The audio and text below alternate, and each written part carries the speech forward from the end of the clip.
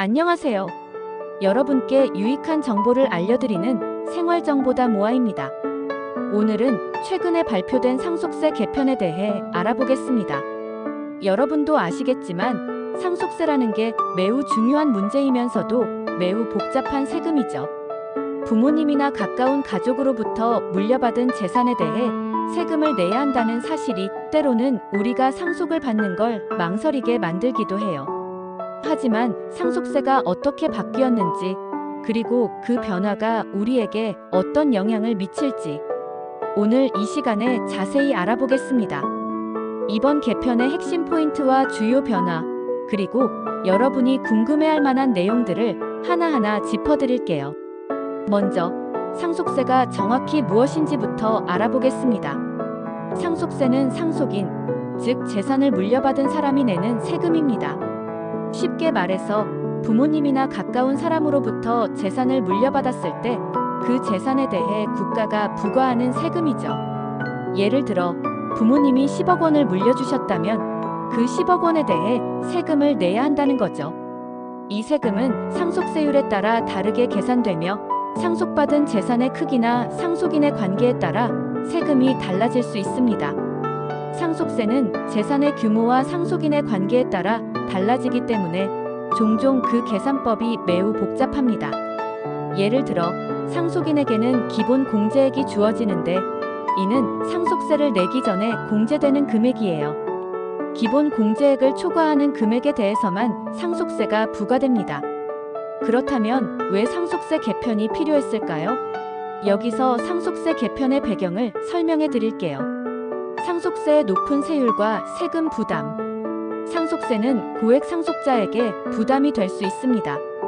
상속 재산이 클수록 상속세율이 높아지기 때문에 일부 상속자는 상속을 받는 것조차 부담스러워하는 상황이 발생했죠.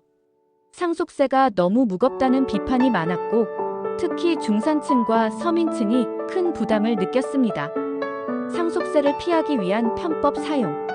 상속세가 너무 높은 탓에 일부 고액 상속자는 상속세를 피하기 위한 다양한 방법을 사용하기도 했습니다. 예를 들어 재산을 미리 증여하거나 부동산을 여러 번 나누어 상속하는 등의 방법을 사용해 세금을 회피하는 경우가 많았죠. 상속의 공정성 문제. 또한 고액 상속자는 상속세를 낼 능력이 충분하지만 서민층이나 중산층은 세금이 너무 커서 재산을 지키기 힘든 상황이 많았어요. 상속세의 공정성을 높이기 위해 이번 개편이 이루어졌습니다. 이러한 이유로 상속세 개편은 세금의 공정성을 높이고 세금 부담을 줄여주기 위한 목표로 시작되었습니다. 이제 상속세 개편의 주요 내용을 본격적으로 살펴보겠습니다. 이번 개편은 2025년부터 적용되며 크게 4가지 주요 변화가 있습니다. 기본 공제액 상향 조정. 기본 공제액이 상향 조정되었습니다.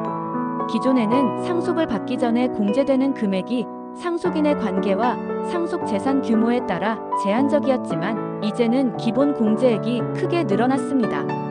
예를 들어 자녀에게 물려주는 재산의 공제액이 더 커져 더 많은 재산에 대해 세금을 내지 않아도 되는 혜택을 누리게 되었습니다.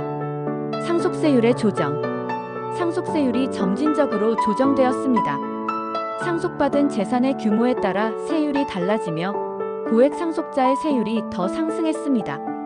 예를 들어 상속 재산이 10억 원 이상일 경우 그 초과분에 대해서는 상속세율이 더 높아지는 구조로 개편되었습니다. 서민층과 중산층에게는 세금 부담이 덜해지고 고액 상속자에게는 더 많은 세금을 부과하게 된 거죠. 미성년자 상속인 공제 확대. 미성년자 상속인이 있을 경우 공제액이 확대되었습니다. 예를 들어 부모님이 미성년 자녀에게 재산을 상속하면 자녀는 더 많은 혜택을 받게 됩니다. 이는 미성년 자녀를 둔 가정에게 더 많은 세금 혜택을 제공하기 위함입니다. 이러한 혜택은 자녀가 재산을 물려받을 때 세금을 덜 내게 해 상속을 보다 쉽게 할 수 있도록 도와줍니다. 장기적 증여 장려. 이번 개편에서 증여 세제가 강화되었습니다. 재산을 상속 전에 증여할 때의 세금 혜택이 커졌어요. 이는 증여세 부담을 낮추고 상속세 부담을 줄이기 위한 방안입니다.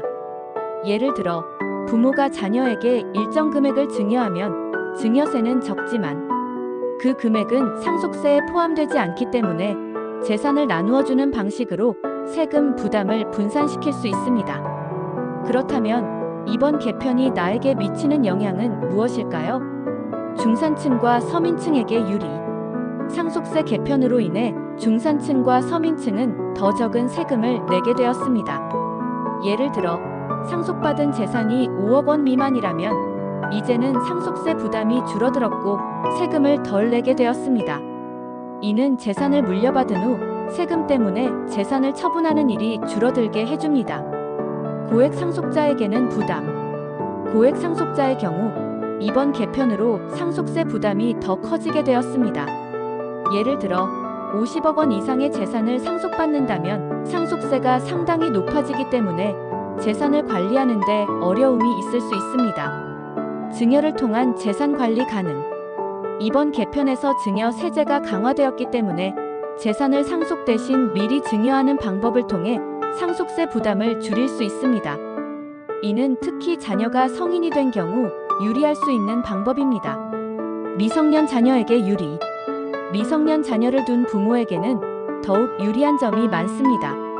자녀가 미성년자인 경우 상속세를 내지 않거나 매우 적은 금액을 내게 되므로 자녀가 상속을 받을 때 세금 부담을 크게 줄일 수 있습니다.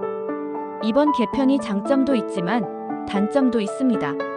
각 항목을 살펴볼까요? 먼저 장점으로 중산층과 서민층에게 유리. 상속세 부담이 줄어들어 상속을 받기 쉽게 되었고 재산을 지킬 수 있는 환경이 조성되었습니다. 상속세의 형평성 강화. 고액 상속자에게는 더 많은 세금을 부과하여 세금의 형평성을 높였습니다. 미성년자 자녀에게 혜택.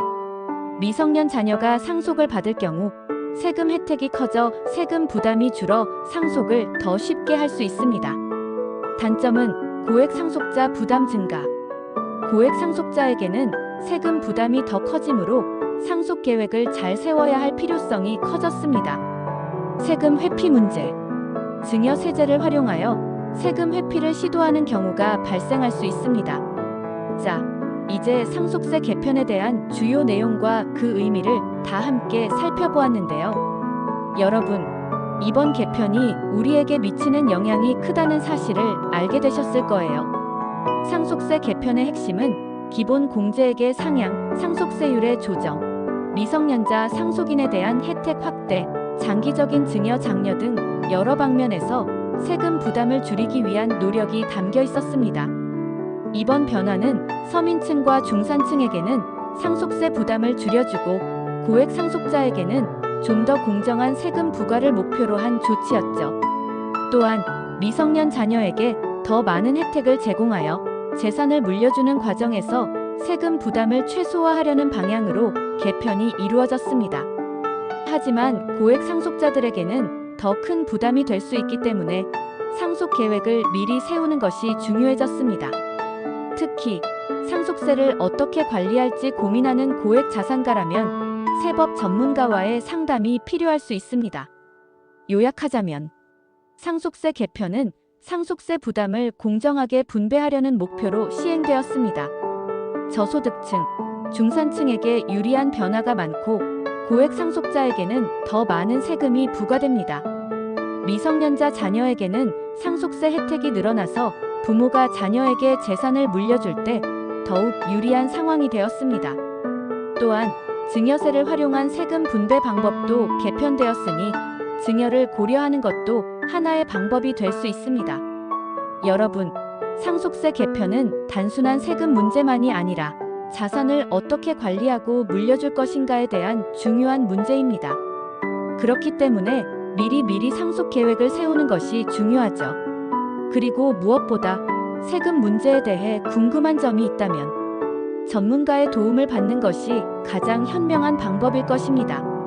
오늘 영상이 상속세 개편에 대한 이해를 돕는데 도움이 되셨다면 좋아요와 구독 꼭 눌러주시고 댓글로 궁금한 점이나 더 알고 싶은 내용도 남겨주세요. 여러분의 의견도 언제나 소중하니까요.